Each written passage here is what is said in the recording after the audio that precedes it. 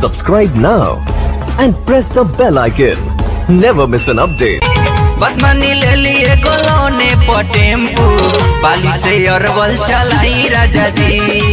बदमनी ले लिए गोलोने पटेम्पू किंजर से अरवल चलाई राजा जी। रिकॉर्डिंग बाय बादशाह स्टूडियो अरवल। बदमनी ले लिए गोलोने पटेम्पू टेम्पू टेम्पू पाली से अरवल चलाई राजा जी।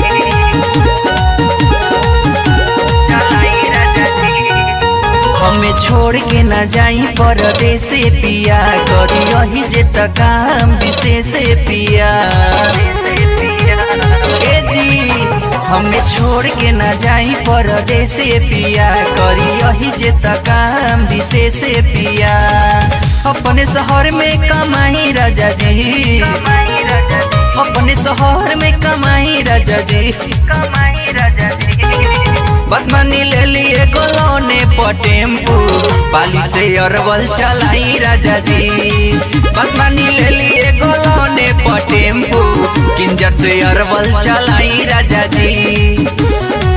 बदमनी ले लिए गोलोने पटेम्पू टेम्पू टेम्पू पाली से अरवल चलाई राजा जी। मिक्स बाय मनोज मस्ताना चलाई राजा जी। कबो महिंदिया कबो कलेर कबो दाऊद नगर जई हाजी। मन हमरो लागत रहे रोज नजरे आई हाजी। ए जी कबो महिंदिया कबो कलेर कबो दाऊद नगर जई हाजी।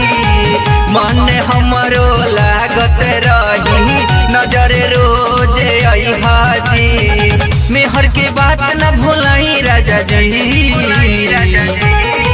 मेहर के बात न भुलाई राजा जी, भुलाई राजा जी।